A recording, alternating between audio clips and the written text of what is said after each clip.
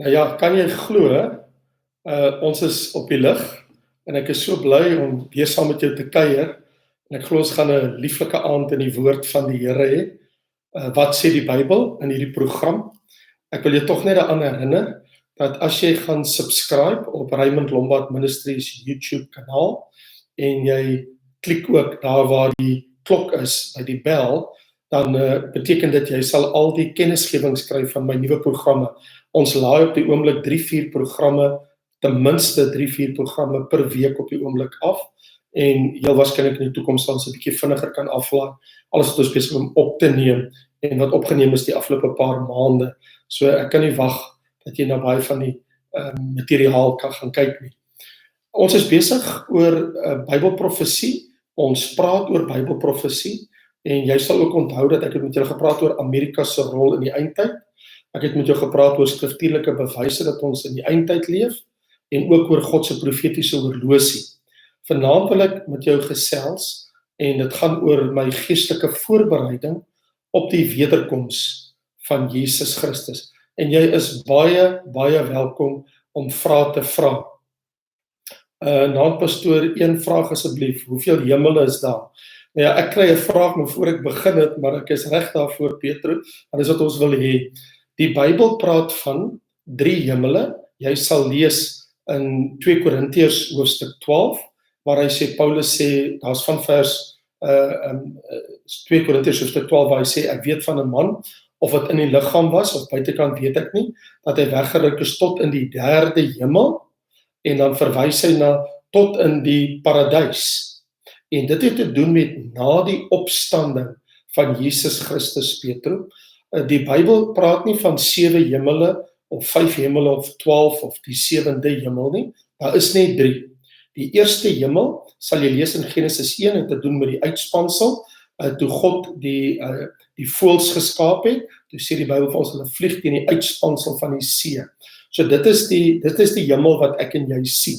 Wanneer ons uitkyk en ons staan buitekant, ons kyk op in die blou lug, en dan sien ons die hemele bokant ons. In ander woorde, ons kan sien die vliegtye wat vlieg, of die voëls van die hemel, of dan kan ons selfs in ons eie nabyheid, sien ons die maan, planete en die son, maar dan het ons die tweede hemel, en dit is in die buitenste ruimte, waar ons van lees dat Satan en sy bose geeste wat uitgewerp is in die lug, en dis ook baie waar die oorlog van die engele wêreld plaasvind van Deel, hoofstuk 10. En ek het gisteraand daaroor gepraat, en jy kan dit nou gaan kyk by Raymond Lombard Ministries YouTube onder Deel, veral Deel 10.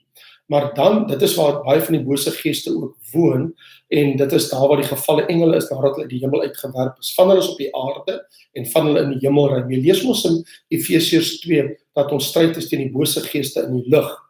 En Michael het geveg, en ons lees ook dat hy gaan weer met die draak en met sy engele veg in die dae van die groot verdrukking.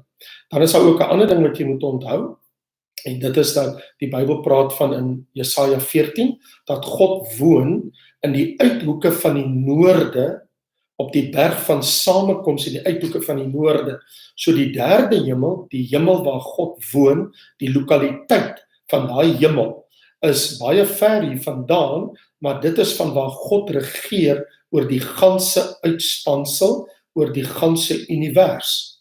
En dit is dan ook daar waar die paradys nou gelokaliseer is. So om jou vraag te antwoord, daar is 3 hemele, en jy lees van daai 3de hemel, dan ook in 2 Korintiërs hoofstuk 12, waar hy by name genoem word, die 3de hemel. Dis ook waar Jesus vir ons 'n plek gaan voorberei het, in Johannes 14, en dit is ook Openbaring 21, van waar die nuwe Jerusalem uit die hemel uit sal neerdaal. Ons lees ook in vers 1 van Openbaring 21 wat sê, en ek het 'n nuwe hemel en 'n nuwe aarde gesien.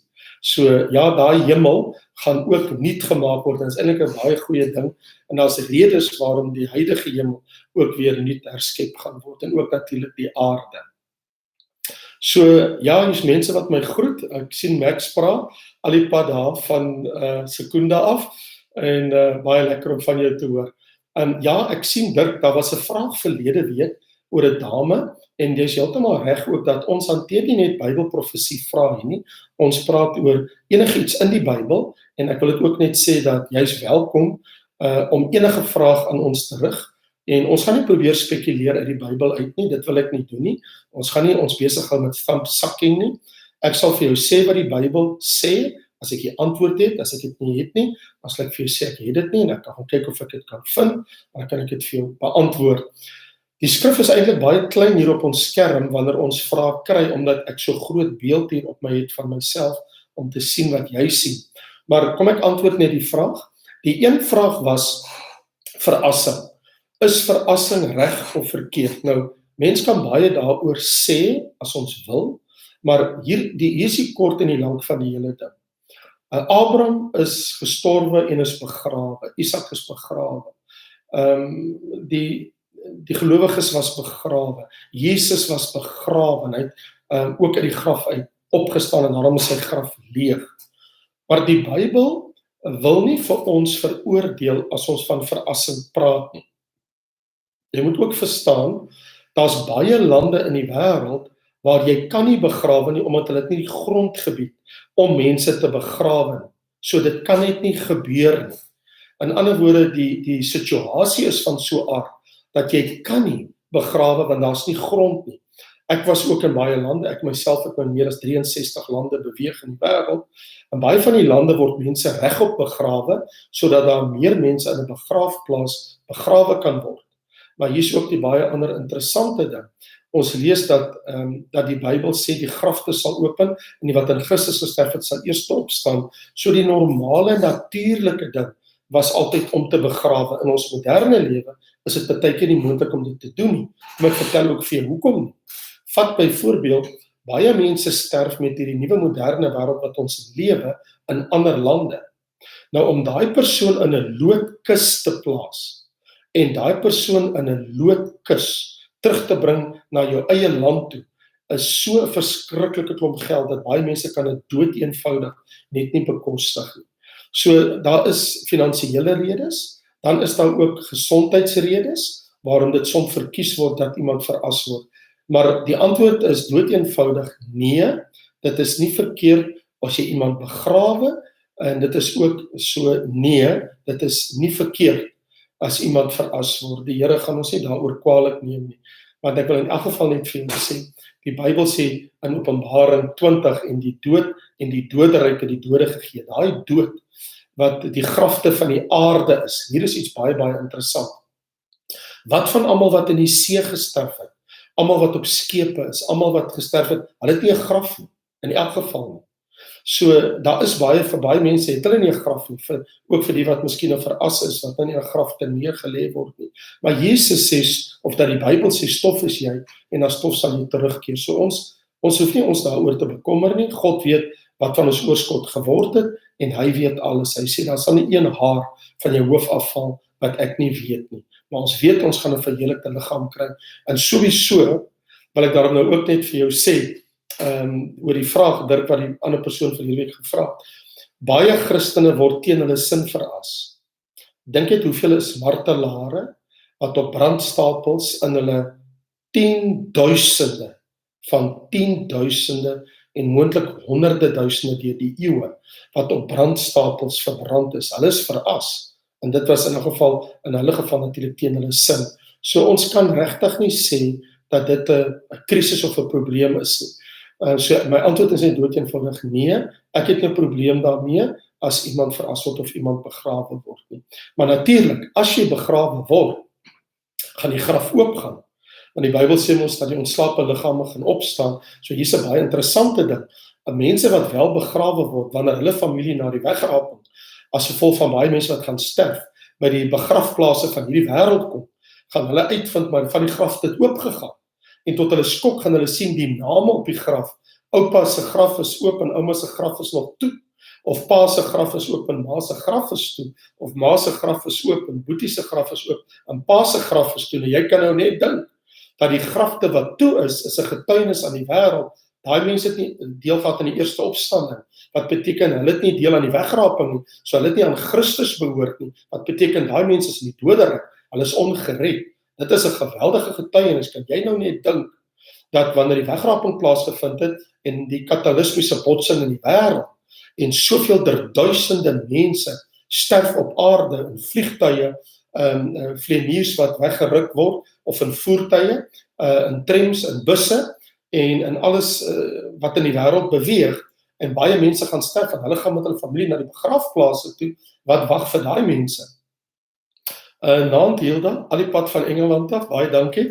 Ek het sopas vandag iets baie interessant verneem, en dit is dat die meeste mense wat ons program huidiglik kyk, buite die grense van Suid-Afrika is nogal Nieu-Seeland, so Engeland sal moet opskud as hulle Nieu-Seeland wil klop, want Nieu-Seeland, of jy dit wil glo of nie, is tweede op die lys van die hoeveelheid mense wat tans na hierdie program kyk, en ook na Raymond Lombard Ministries op YouTube. Ek vind dit baie, baie interessant.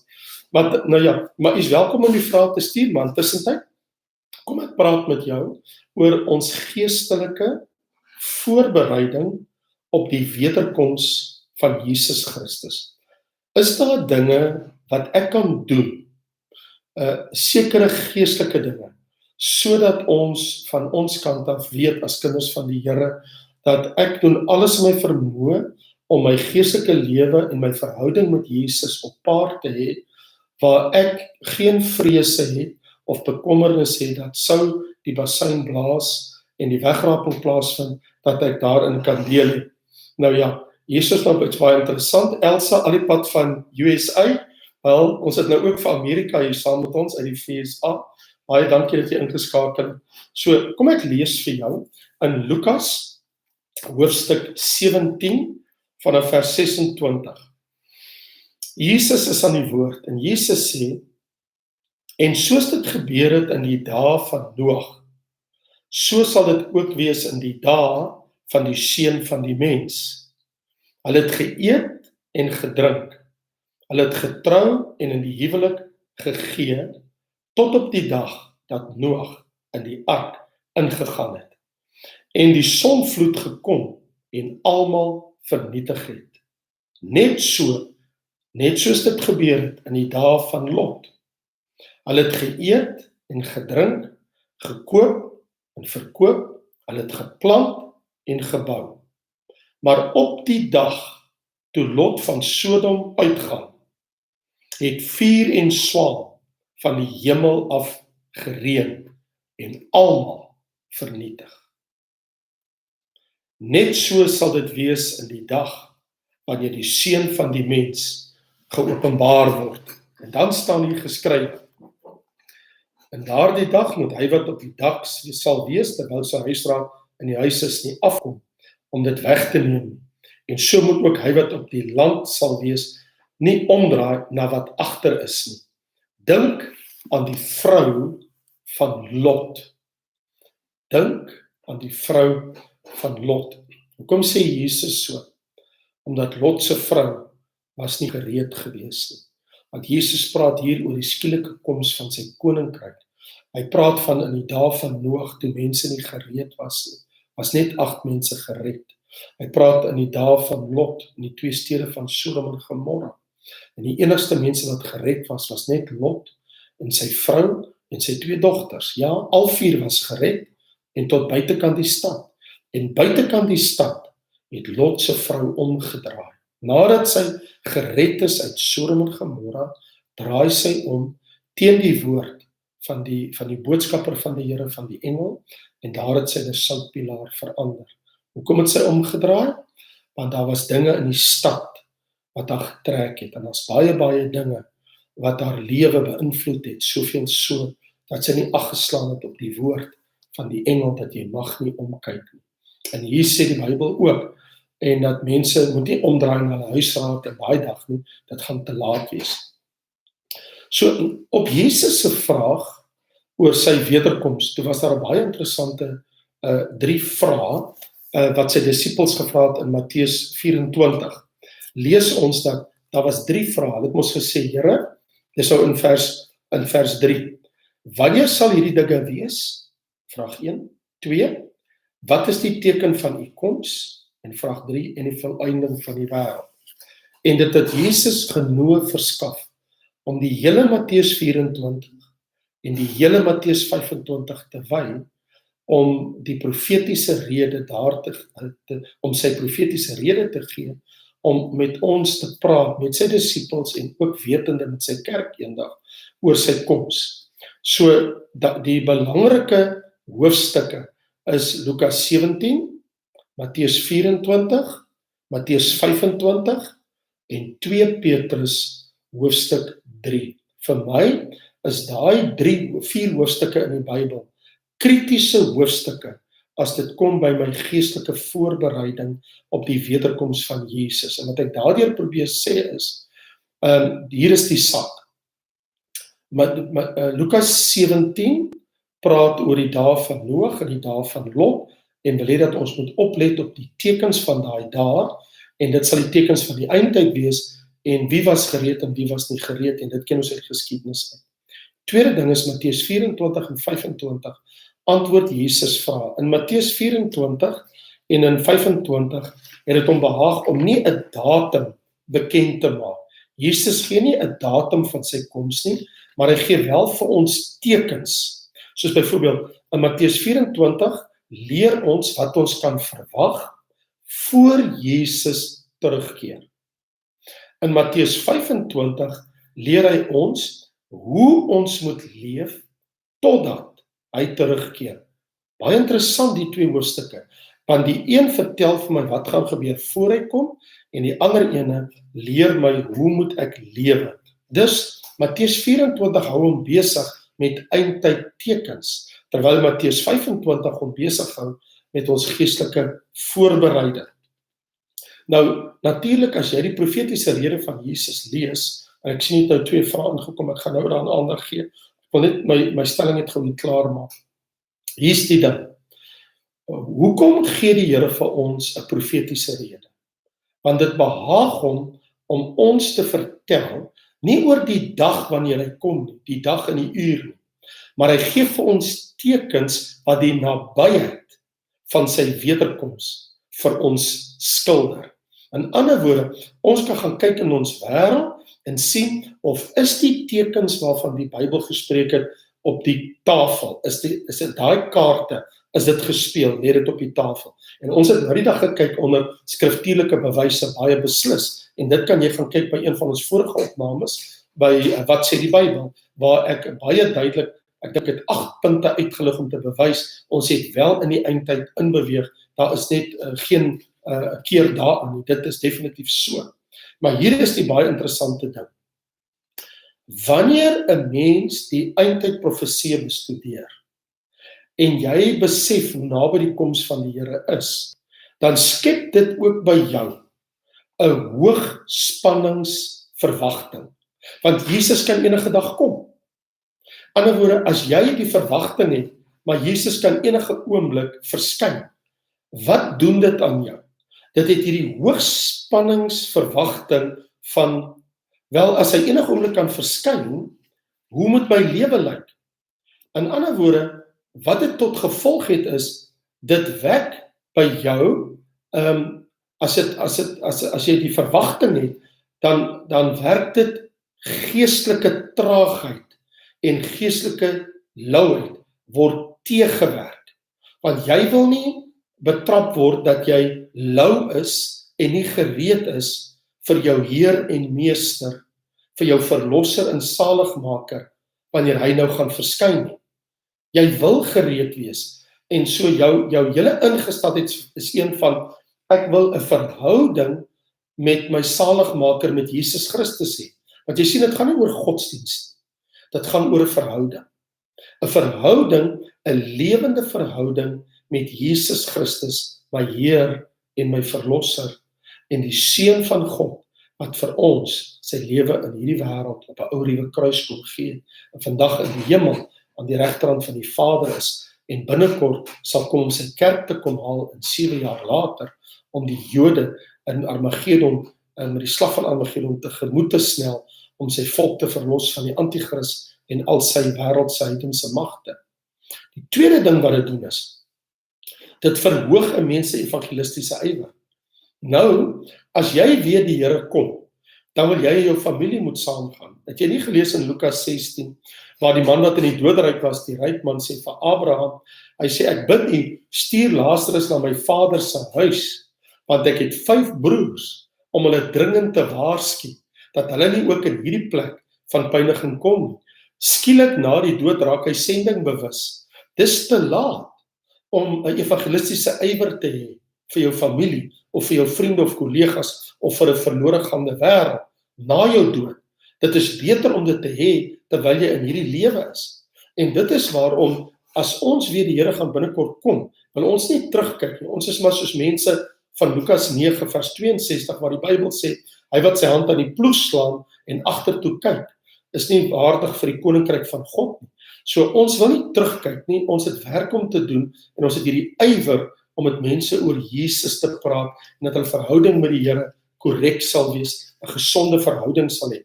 Die derde ding wat dit by 'n mens wek, wanneer jy geestelik jouself voorberei vir die wederkoms van die Here, is dit verhoog jou werksaamheid in die koninkryk. Want dit beteken dat jy baie angstig is om iets vir die Here te doen. Want Matteus 24 sê vir ons dat hy wil jou besig vind. Die huisheer kom, wil hy die diensknegt besig vind. Ek en jy wil hê as Jesus kom, dat hy ons besig sal vind met sy werk. Nou ja, Karel, hier's 'n vraag. Ek dink aan Jesus se woorde, nie almal wat my Here noem, sal die koninkryk van die hemel betree nie, maar net die wil van sy Vader doen. Kan Christene ongered wees? Karel, jy het aangehaal, daai woorde wat jy aangehaal het, nie elke wat my sê Here. Dit kom uit Matteus hoofstuk 7. En daai woorde in Matteus 7, jy moet weer gaan baie mooi noukeurig lees. Jy moet dit noukeurig gaan lees.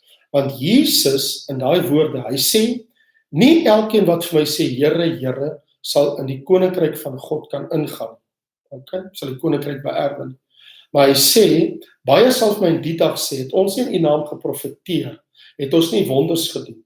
Maar nou moet jy oplet, wat is die punt wat Jesus maak? Dan sê hy, maar ek sal vir hulle in daardie dag sê, gaan weg van my, want ek het julle nooit geken nie. Hulle was nooit wedergebore nie. So, jy kan predikers skryf vandag, wat selfs die evangelie verkondig, en hulle is ongered, en dit is waar, daar is van hulle wat ongered is. Ek het al persoonlik van hulle ontmoet wat dit vir my vertel het, maar hulle het agterna tot bekering gekom, maar mense het op grond van hulle boodskappe al tot bekering gekom. Hoekom? Hulle kom tot bekering op grond van die woord van God, omdat die naam van Jesus verkondig word. So party verkondig Christus vir eie gewin, ander verkondig Christus vir eie eer en roem, of vir watter bedekte rede ook al. Maar ons verkondig Christus omdat ons hom liefhet. So jou vraag te antwoord, kan Christene ongered wees, is eintlik 'n baie interessante vraag. Wat ek dit vir jou sê, daar is nie 'n ongeredde Christen. Alle Christene is gered, maar daar's miljoene nominale naam Christene. 'n Christen is 'n disipel van Jesus, 'n volgeling van Christus, iemand wat tot wedergeboorte gekom het. Johannes hoofstuk 3 vers 3, waar Jesus sê, voorwaar ek sê vir jou, as jy nie weergebore word, kan jy die koninkryk van God nie sien. In vers 5 sê hy, jy kan daar nie ingaan. Jy kan net ingaan in die koninkryk van God, as jy 'n deelgenoot is aan die goddelike natuur. Jy moet wedergebore wees. Maar in ons wêreld, toegegee Karel, daar is miljoene mense wat in kerke groot word. En omdat hulle in kerke groot word, dit was ons dan nie so in die Nuwe Testamentiese tyd toe die Bybel geskryf is nie. Dit was ons 'n onbekeerde wêreld. Dit was ons 'n eerste generasie Christene. Maar ons leef in 'n wêreld waar baie mense gaan kerk toe, hulle word in 'n sonnaskool groot, hulle kom deur kategese, of hulle kom deur die jeug, die sonnaskool, hulle word volwasse, hulle trou in die kerk, maar dit het nie noodwendig hulle hart vir die Here gegee nie. So, laat ek dit net aan jou stel, tegnies, 'n Christen beteken is 'n wedergebore mens, wat Jesus Christus as verlosser aangeneem het, nadat hy sy sonde bely het en die Here aangeneem het. Is daar miljoene Christene vandag in die wêreld wat ongered is? Die antwoord is ongelukkig ja, net omdat hulle die naam Christen dra. Maar hulle is nie Christene. Jy kan net 'n Christen wees as jy gered is. So om 'n naam aan te neem en te sê, ek is 'n Christen omdat ek kerk toe gaan, of ek my Bybel lees, of omdat ek glo in God, maak jou nie 'n Christen nie. Jy kan alleenlik 'n Christen wees as jy 'n volgeling, 'n disipel van Jesus Christus is. En dit beteken dat jy moet waarlik tot bekering gekom het en tot wedergeboorte. Dit verduidelik ek by raymondlombard.com. As jy gaan kyk daar na my reeks op potgooi, onder raymondlombard.com, as jy gaan kyk daar onder potgooi, dan praat ek in my boek Die Geesteswêreld in hoofstuk 19 oor wat is saligheid, of as jy ook na potgooi toe gaan, by raymondlombard.com, dan sal jy sien, daar is 23 stelle, en in die een stel het ek die leer van saligheid, en ek dink dit is nodig dat baie mense daarna sal gaan kyk, want dit sal vir 'n hele nuwe perspektief daarop gee. Margaret Naand, jy vra as God eers na 70 jaar, Daniel het weet dat hy 70 jaar maar 7 is voordat hulle kon teruggaan na hulle eie land, sal God nie weer in ons tyd sy plan aanpas soos in Daniel se dae nie. Baie interessant. Wel, kom ek lees vir jou hoe die Here dit gaan aanpas. Verseker, ek sal dit vir jou lees. Matteus 25 vers 5. En terwyl die bruidegom talm om te kom, het almal vaak geword en aan die slaap geraak. So ek het 'n vraag. Met die 10 maagde, hoekom leer die Bybel vir ons dat 5 was gereed en 5 was nie gereed nie, alhoewel al 10 die bruidegom verwag het? Hoekom? Want die bruidegom het getalm om te kom. Nou ek wil vanaand vir jou sê, Margaret, dat Jesus sou heel waarskynlik al lankal gekom het as ons gedoen het wat hy gesê het. Wat het hy gesê? Het in Matteus hoofstuk 24 vers 14 gesê: Hierdie evangelie van die koninkryk sal in die hele wêreld verkondig word tot 'n getuienis van al die nasies, en dan sal die einde kom. Nou, daardie al die nasies is ethnos, en al die nasies het nog nie die evangelie van die koninkryk gehoor nie. Daar is nog plus minus 2500 onbereikte etniese groepe in die wêreld.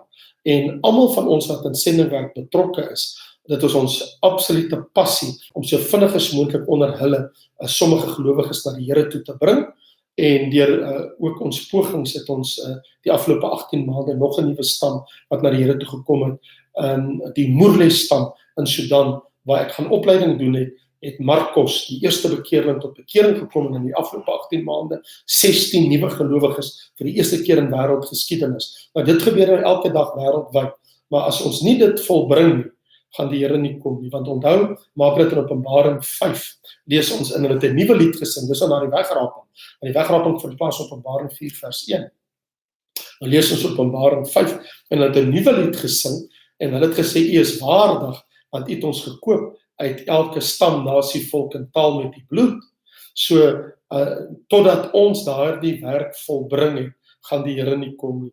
En natuurlik, Romeine hoofstuk 11 vers 25, want dit deel julle verborgenheid mee, dat die verharding ten dele oor Israel gekom het, totdat die volheid van die heidene ingegaan het, en so sal dan Israel gered word.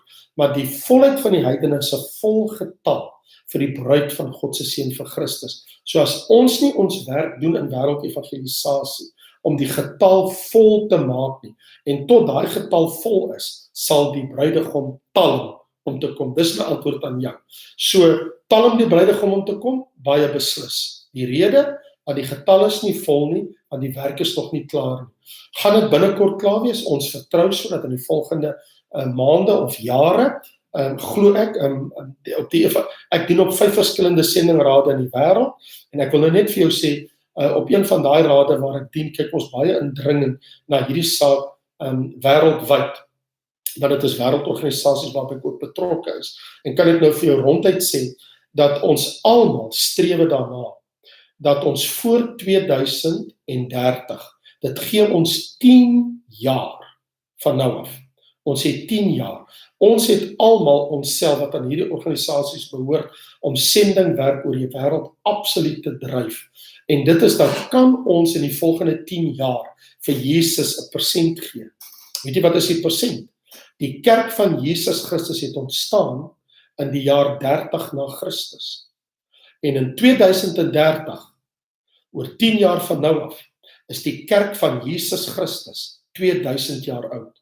Besef jy, ons is 10 jaar van nou af, is ons op die plek waar Jesus Christus se kerk 2000 jaar oud is.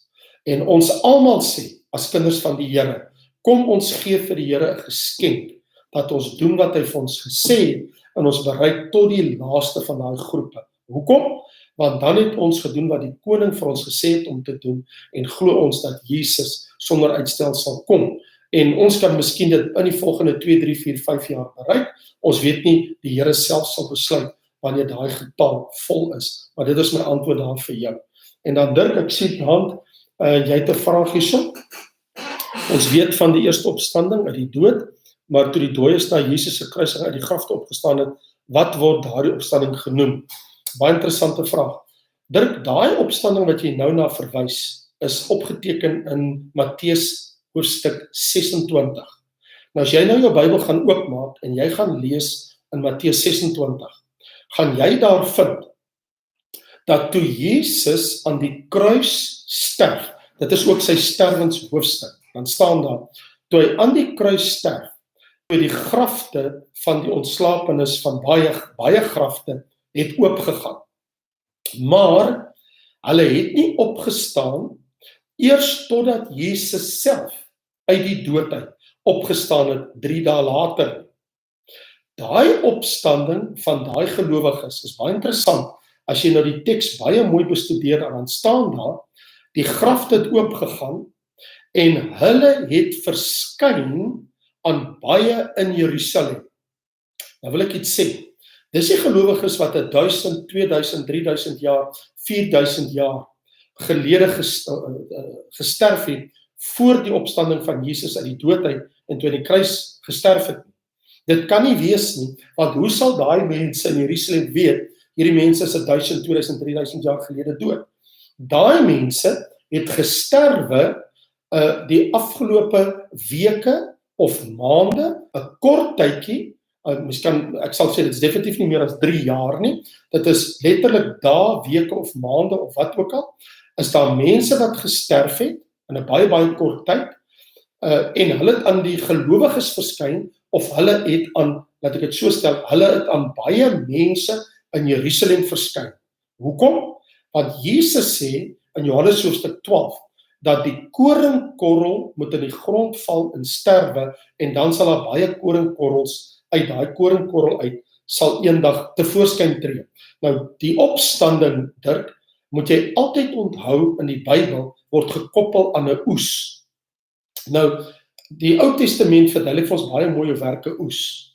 Jy het die eerstelingsgerf, jy het die groot oes, en dan het jy 'n naoes. So daar's 3 dinge wat 'n baie groot rol speel by 'n oes. Ten eerste, wanneer die Joodse boer op sy land kom, en sodra die are begin ryp word, dan pluk hy 'n klompie van dit of sny dit af, bind dit in 'n gerf, en dan bring hy daai gerf, na die priester toe, en dan beweeg hulle dit as 'n beweegoffer voor die Here. En dan word daar gesê, dat hy glo, dat God gaan vir hom baie sulke gerwe van die land afgee. Ander woorde, daar kom 'n groot oes. En nou sal jy ook onthou, as jy die boek Rut lees, hoe Naomi vir Rut gesê het, om op die stuk grond, toe sy uitvind, sy is by die grond van Boas. Toe lees ons, sy het agter die snyers aangeloop, en dan het hulle opgetel van die are wat nou so toevallig geval het, en toe sê Boas ons vir die snyers, hey, ek hou baie van daai vroutjie wat daar loop, en julle moet maar soms vir hier en daar so 'n bietjie meer laat val, so 'n bietjie meer hopies laat val, sodat sy genoeg kan hê om vir haar skoonmoeder 'n huis toe te neem. En ons lees ook dat die Bybel sê, daai aand, toe die son sak, toe slaan sy alles uit wat sy opgetel het, en toe het 'n hele eva vol. En toe sê by die huis kom, toe sê Naomi vir, my dogter, by watter land het jy opgetel? Wie was so goed vir jou gewees vandag? En toe vertel sy sê nie, ek was by hierdie man se grond, en sy sê, woe, hy is een van ons familie. En so daar het jy die 3 dinge. Jy het 'n eerstelingsgerf, jy het 'n oes, en jy het 'n naoes. Daai opstanding, Dirk, van Matteus 26, bevestig wat 1 Korintiërs 15 sê. Paulus verduidelik in 1 Korintiërs 15, dat die opstanding is 'n oes, maar eers 'n eerstelingsgerf. Hy verduidelik vir ons, hy sê, Jesus Christus staan uit die dood uit op, en dan verduidelik hy dit so. Hy sê in vers 20, Maar nou Christus is opgewek uit die dode. Hy het die eersteling geword van die wat ontslaap het. Daarna, nou kom die oes, daarna, elkeen in sy eie orde. Eersteling Christus, daarna die wat hom behoort by sy koms, daarna kom die einde. So die naoes is die 7 jaar groot verdrukking, gelowiges wat tot bekering kom. Die oes is die kerkera, van die opstanding van Christus af, tot by die wederkoms van Jesus vir die wegraping. Die eerstelingsgerf het meer as 1 korrel, en is 'n klompie gerwe. So daai opstanding van Jesus uit die dood uit, bevestig dit. Daai mense sou dan ook daarna 'n natuurlike dood gesterf het. Ander woorde, hulle het maar 'n opstanding beleef soos Jairus se dogtertjie uit die dood uit, of soos wat Elisa en Elia mense uit die dood uit opgewek het, die profete van God, en hulle het weer gesterf. So daai mense wat opgestaan het uit die dood uit in Jerusalem, hulle het weer natuurlike dood gesterwe. Maar kan jy dink wat se getuienis het in Jerusalem uitgegaan oor die opstanding van Christus, toe daai mense aan hulle families en geliefdes en dierbares verskyn het? Pieter, Jesus is gekruidig tydens die Pasga, opgestaan op die dag van die beweegoffergerf, Heilige Gees uitgestort op Pinksterfees. Watter groot gebeurtenis kan ons verwag tydens die loofhuttefees? Jesus se wederkoms?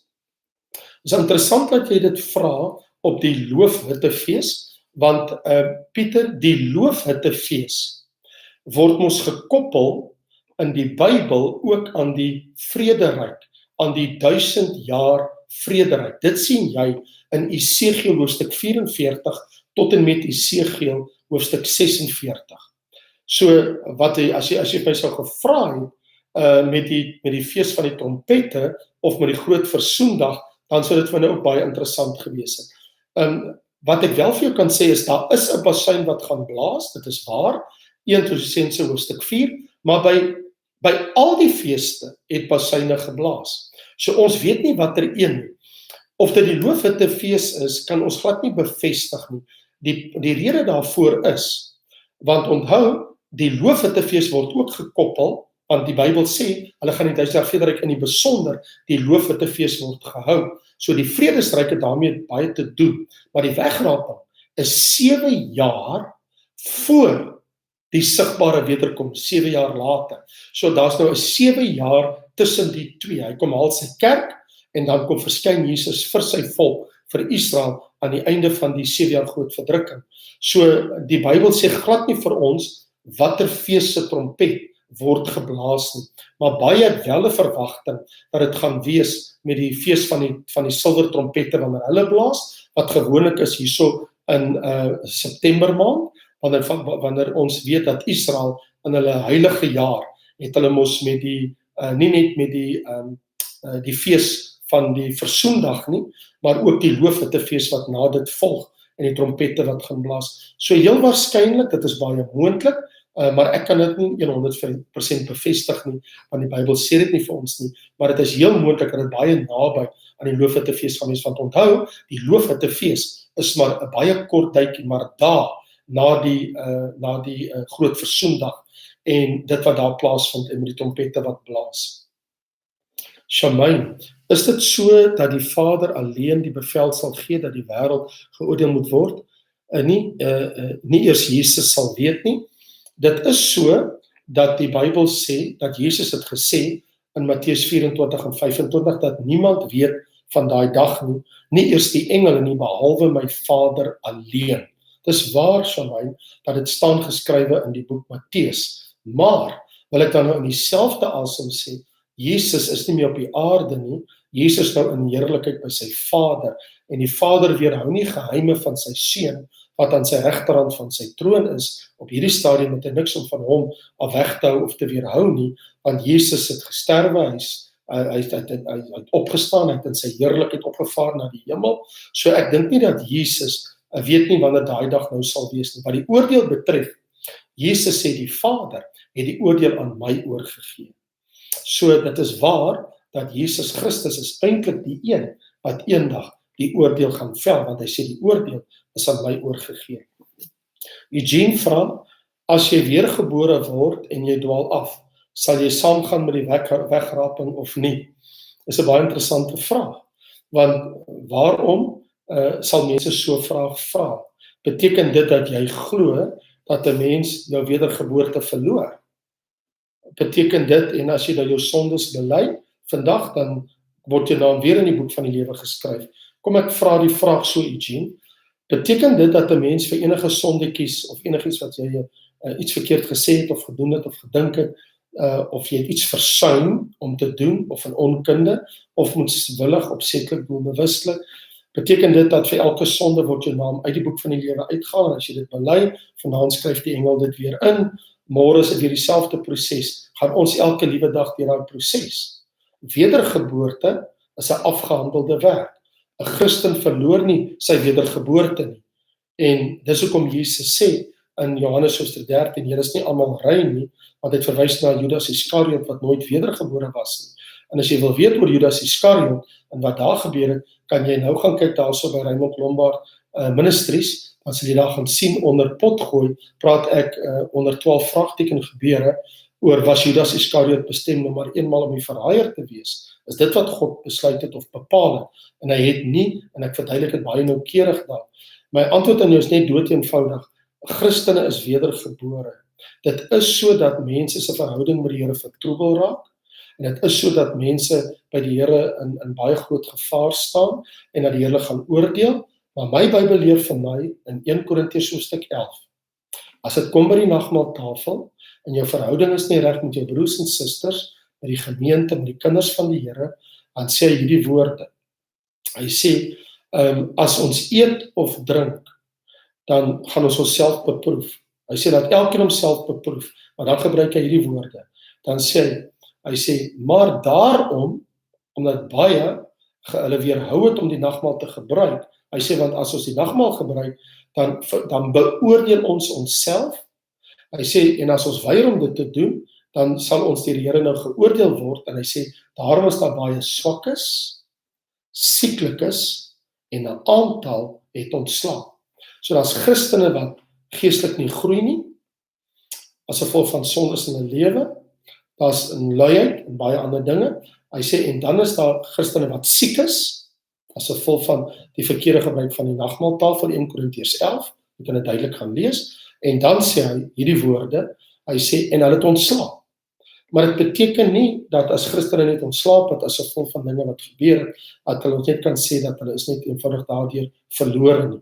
Ek glo glad nie dat 'n Christen maar net kraak sy wedergeboorte kan verloor nie.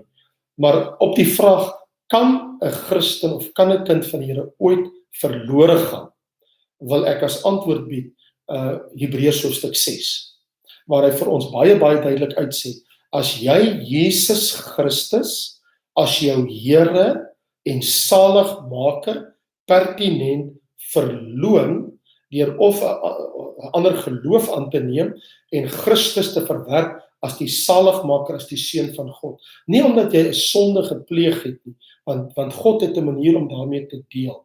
Want ons lees in die Bybel van die sonde tot die dood, 1 Johannes hoofstuk 5 vers 16, waar hy sê, Johannes sê, daar is 'n sonde tot die dood. Daarvoor sê ek nie dat hy moet bid nie.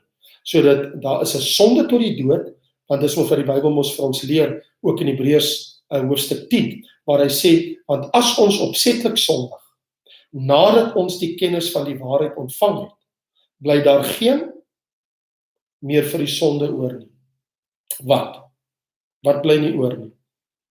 Want die teks sê, want as ons opsetlik sondig, Hebreërs 10, nadat ons die kennis van die waarheid ontvang het, bly daar geen meer vir die sonde oor nie. Wat is die woord? Vergifnis of wat? Daar staan, bly daar geen offer meer oor nie. Nou moet jy die offer bring. Jy gaan met jou lewe betaal. Jy gaan sterf. Die Here gaan jou oordeel. Maar dit beteken nie noodwendig dat jy jou wedergeboorte daardeur verloor nie. Maar ek beantwoord dit ook op potgooi, as jy kyk by raymondlombard.com, oor kan 'n Christen sy wedergeboorte verloor. En so jy is baie welkom daar te gaan kyk, want ek het nie tyd om dit alles in diepte te verduidelik nie.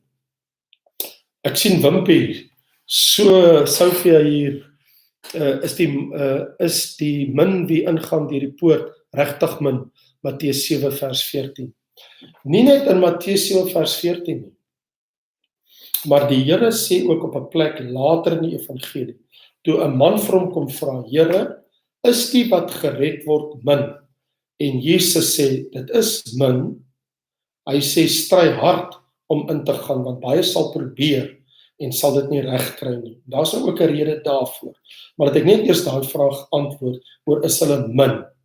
Kom ons kyk net vandag, soos nou, hoeveel mense is op die planeet? 7.678 biljoen.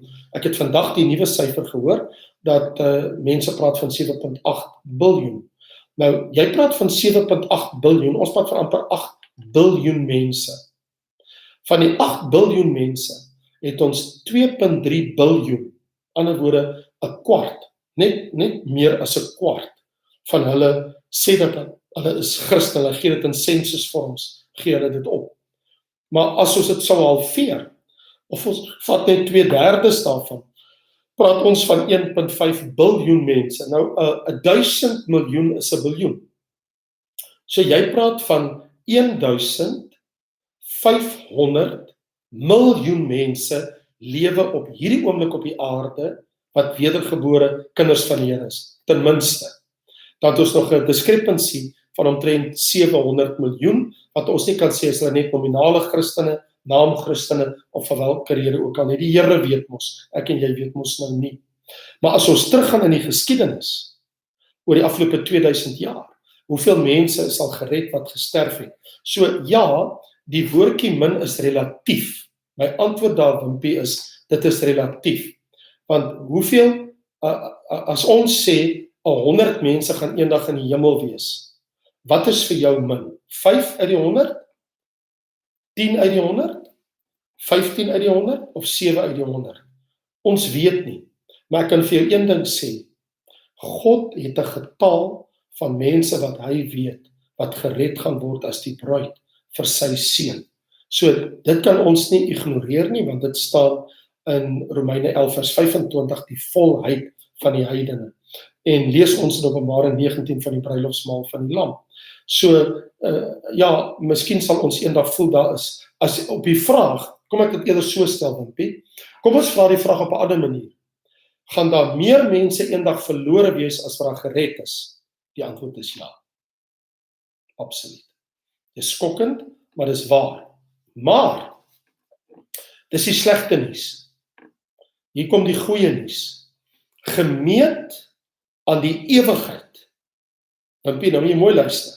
Gemeet aan die ewigheid, gaan die mense wat gered word, miljoene keer die wat verlore is, oortref, gemeet in die ewigheid.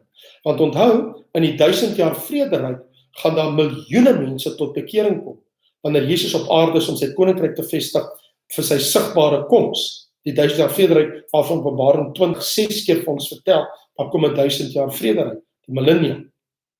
Plus, met die geslagte op aarde, volgens Openbaring 21 en 22, en jy kan nou gaan kyk, onder Raymond Lombard Ministries YouTube, as jy nou gaan kyk na Openbaring 22 veral, dan lê ek uit in Openbaring 21, maar veral Openbaring 22, dat daar gaan vir ewig geslagte wees op die aarde vermenigvuldig. So ek wil net sê, op die oomblik is dit 'n losing battle. Maar gemeet aan die ewigheid, wen God by verre. En sy seun het die prys vir al hierdie mense se redding en saligheid betaal. Ek sien hier so 'n vraag.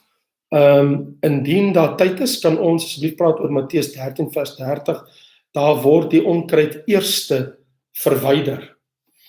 Ek het 'n baie interessante antwoord vir jou daar. Ek wil graag hê dat jy na my boodskap oor die saaier en die saad en na die onkruid en na dit gaan luister, want inderwaarheid leer die Bybel vir ons dat die onkruid word, en ek bedoel, onthou gelykenis deel net een groot waarheid. Dit is die doel van 'n gelykenis is om een groot godswaarheid met 'n mens te deel. En die rede waarom Jesus dit vertel het, is dat daar's gelowiges en ongelowiges wat saam leef. Hulle saam in die kerk, hulle saam in die wêreld, en ons kan nie nou skeiding maak. Ons kan nie nou die slegtes van die goeie skei nie, want as ons dit nou doen, dan gaan ons 'n groot probleem kry, want ons mag dalk die koring uittrek saam met die onkruid, as ons nou gaan begin om die onkruid uit te trek. So jou teks in Matteus hoofstuk 13 vers 30, kom ek lees dit net gou vir jou. In jou teks word daar vir ons mos gesê, maak eers die onkruid bymekaar en bind dit in bondels om dit te verbrand, maar bring die koring bymekaar in my skuur. Dit is baie interessant, want hierdie gelykenis vertel ook vir ons, onthou ook, dit het ook ons te doen wanneer die Here kom, want hy praat ons op tyd van die einde. Nou die 7 jaar groot verdrukking eindig mos eers met die slag van Armageddon, wanneer die onkruid, al die ongelowige nasies, wat onder leiding van die antichrist en die valse profeet aan Israel kom, 10 miljoene, honderde miljoene van mense, wat oor die aarde gaan saamkom, van Europa, van die Midde-Ooste, en selfs van Verre Ooste en van die noorde van Rusland af, en in die rigting van Indië en China en Noord-Afrika, wanneer al daai lande inkom, hulle is die onkruid, want hulle is die nasies wat die antichrist volg, en hulle sal mos by die slag van Armageddon almal vernietig word, dis die boknasies van Matteus hoofstuk 25, en dan het ons, na die boknasies, dan het ons die 1000 jaar vrederyk, dan word almal in die skuur van die Here saamgebring en bymekaar gebring, en daarna het die Here sy groot skuur met die nuwe hemel en die nuwe aarde. So daai teks doen glad nie geweldig aan nie, maar ons kan nie nou vandag, ek praat van soos wat dit nou is, terwyl die evangelie verkondig word, die onkruid en die koring van mekaar skei nie, en dit is wat Jesus se bedoeling was, dat in die kerkera wat kom, die Christendom, want die woordjie koninkryk van die hemele, in Matteus hoofstuk 13, as jy elke keer as jy lees die woordjie verborgenhede van die koninkryk van die hemele, as jy dit kan sinoniem maak met die woordjie Christendom. So ons het baie nominale Christene, mense wat in kerke is, maar ons is wedergebore, en ons ook wedergebore Christene, en dan het jy die skares en die besoekers en mense van die wêreld. So dit is alles maar deel van alles wat daar op die land is, koring en onkruid. Maar die onkruid sal eers uitgeruk word, jy is heeltemal reg. Ook in Openbaring 20 lees ons dat eers die groot wit troon oordeel, al die kaf, en dan lees ons in vers 15, hulle is gewerp in die poel van vuur wat brand met vuur en swaal. En dan eers, Openbaring 21 en 22, met die nuwe Jerusalem, en die 10 miljoene geredde mense, en die biljoene wat in nuwe Jerusalem kan woon, as gevolg van die grootte van die stad, wat in die grootte van 'n kubus is, wat ons mos nou weet, 2600 km lang, 2600 km breed, en 2600 km hoog. Wat baie interessant is, daai stad kan biljoene kinders van die Here dra, plus nog hulle kan deur die poorte van die stad buitekant toe gaan. Ok, Karel, Daniel 10 noem Daniel, hy was vreesbevange toe die engel sien, die mense by hom het in vrees gevlug, want hulle niks gesien, maar baie dink nie so oor God nie. So ek verstaan nie regtig die vraag nie, ek bedoel wat jy sê is waar, baie het gevlug, maar baie het, net Daniel het die gesig gesien van die engel, en sy heerlikheid, net hy het dit gesien. Die ander het geweet, hier gebeur iets verskrikliks, en hulle het gevlug, alhoewel hulle dit gesien het. Derek, bly die Heilige Gees agter op aarde na die wegraping? Derek, die antwoord is dood eenvoudig nee, dit is absoluut onmoontlik, dat die Heilige Gees ooit van die aarde af weggeneem word.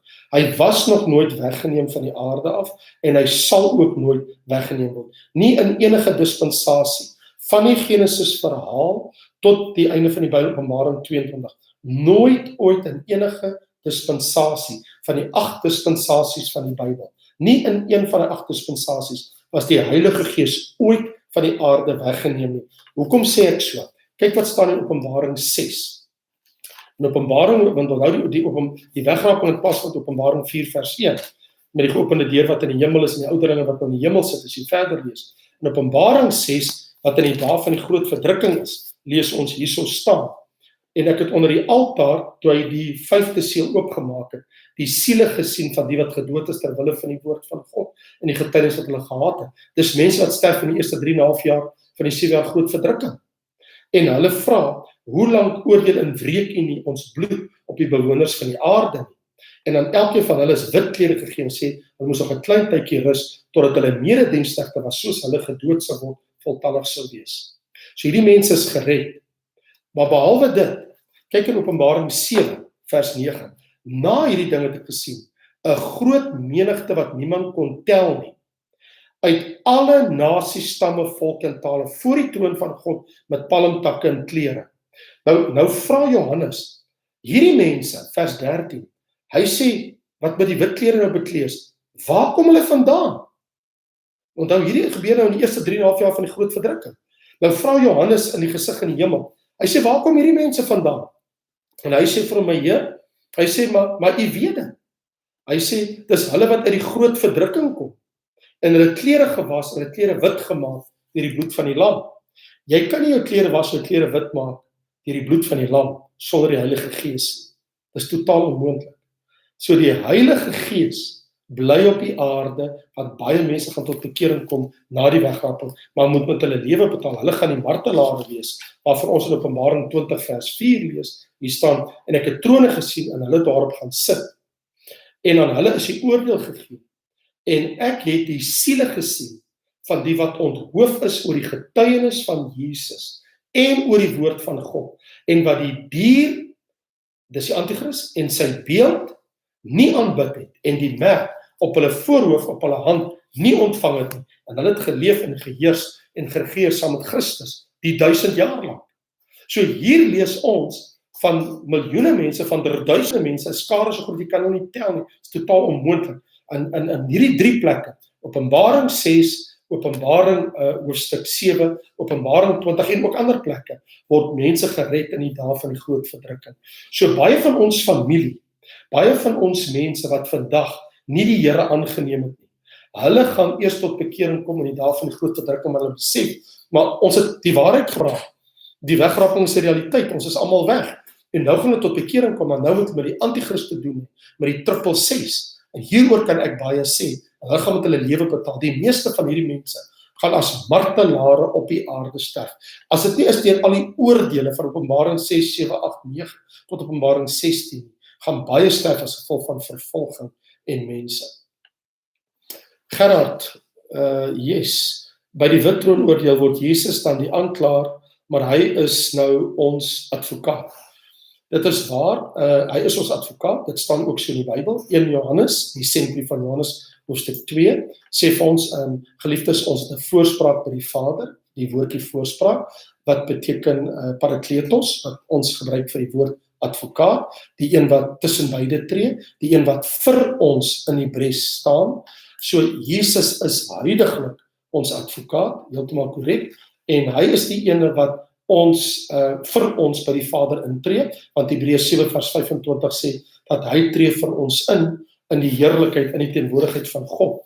Ek dink die teks wat ek nou aan dink is hierdie een in Hebreërs hoofstuk 9, die 25ste vers, wat vir ons sê, verskoon, Hebreërs 7 vers 25, hy kan ook volkome red, die wat deur hom tot God gaan, omdat hy vir altyd leef, om vir hulle in te tree.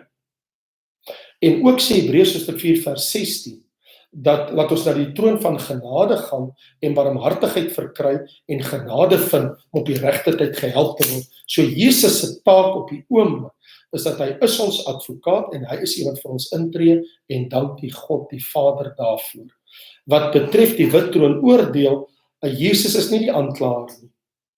Hy is die regter. Hy is nie 'n aanklaer nie. So hy is nie by die wit troon die aanklaer nie. Hy is die regter.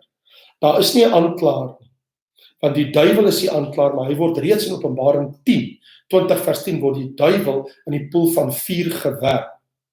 Eers die volgende vers, vers 11 sê, en ek het 'n groot wit troon gesien, en hom wat daarop sit, voor wie se aangesig die hemel en die aarde gevlug het, en daar was nie van 'n plek gevind nie, en ek het die dode klein en groot voor God sien staan, en die boeke is geopen, en die dodes geoordeel, wat in die boeke geskryf is volgens hulle werke. So, hulle word geoordeel volgens hulle werke. So die boeke wat oopgemaak word, openbaar alle mense se werke, al hulle sondes, al hulle ongeregtigheid, al hulle misdade, al hulle oortredinge.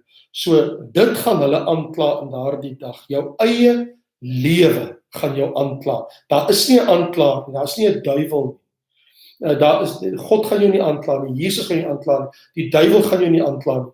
Die werke wat jy gedoen het as 'n sondaar wanneer jy voor die wit troon staan, jou werke openbaar jou en gaan jou self aan die kaak stel en dit gaan jou veroordeel voor God. Want daar staan en hulle is geoordeel na wat in die boeke geskrywe staan volgens hulle werke. Dis die toets. Nie 'n aanklaer nie, maar jou eie werke. Maar die kind van die Here, God dan, hy gaan voor die regterstoel staan, né? Ons gaan nie by die wittroon teenwoordig wees om geoordeel te word nie. Dit is vir die sondaars, dit is vir die ongereddes. Want die kind van die Here, 2 Korintiërs hoofstuk 5 en ook Romeine 14 leer vir ons dat ons gaan by die regterstoel van Christus wees. En ek praat ook daaroor, as jy na raymondlombard.com wil gaan kyk, wanneer ek praat oor wat sê die Bybel, dat jy die artikels daar gaan aflaai. Nou ja, hier is die saak, kan ek voortgaan mense, ons praat oor my geestelike voorbereiding op die wederkoms van Jesus Christus. So hier is die ding, terug na Matteus 24 en 25. Om my voor te berei op die wederkoms van Jesus Christus, sal ek baie graag vanaand oor iets wil praat. En dit gaan oor die gelykenis van die maagde, daar in Matteus hoofstuk 25. En daar is 'n paar baie interessante goed wat ek vir jou graag hierso wil uitlig, want dit stem mense tot baie diepe nadenke. Want dit is waaroor Jesus gepraat het, net voordat hy gevangene geneem was, en net voordat hy gekruisig was. Nou hier is die saak.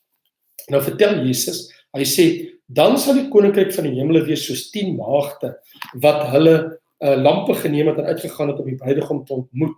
5 van hulle was verstandig en 5 dwaas. Toe die wat dwaas was hulle lampe neem, het hulle geen olie met hulle saamgeneem nie.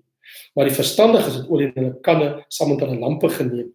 En terwyl die bruidegom talm om te kom, het hulle almal vaak geword en in slaap geraak. En middernag was daar 'n geroep, daar kom die bruidegom, gaan uit hom tegemoet.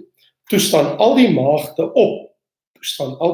op, en maak hulle lampe gereed. En die wat dwaas was, sê die verstandiges, gee vir ons van julle olie, want ons lampe gaan uit. Maar die verstandiges antwoord en sê, miskien sal daar nie genoeg vir ons en vir julle wees, jy mag gaan koop, liewer by die verkopers koop vir julle self. En onderwyl hulle gaan om te koop, het die bruidegom gekom, en die wat gereed was, het saam met hom ingegaan na die bruilof, en die deur is gesluit. Later toe kom die ander maagde ook en sê, meneer, maak vir ons oop. Maar hy antwoord en sê, voorwaar ek sê vir julle, ken julle nie. Waak dan, omdat julle die dag en die uur nie weet waarop die seun van die mens kom nie. En nou moet ek sê, ek sien my tyd is op. Ek vra om verskoning. Ek moes al 2 minute gelede, moes ek halftyd geroep het, tot volgende week. En dan gaan ek met jou verder praat, want ek het nou maar so pas begin om met jou te praat oor my geestelike voorbereiding op die wederkoms van Jesus Christus. Volgende week sal ek met jou daaroor gesels. En dan as die Here wil ek met jou praat oor Jerusalem in Bybelprofesie. Sal dit nie wonderlik wees nie. Ek wil verskriklik graag, as jy dit nog nie gedoen het nie, om te gaan klik daarso by subscribe, by Raymond Lombard Ministries YouTube, en ook by die klokkie wat daar is, by die bel, want dan beteken dit, soos wat ek nou môre en in die volgende 2-3 dae dinge aflaai, sal daar 'n kennisgewing op jou foon wees. Mag die Here jou seën. Ek kyk baie uit na volgende week. Ek kan nie glo die tyd is verby. Ek vra om verskoning, maar ek sal probeer om die toekoms dop te hou die horlosie. Maar vir my vrou sê sy moet met die vlag kom waai en kollie te daai. Mag die Here jou seën, vrede en 'n kosbare week vir jou wat voorlê. Baie dankie en totsiens.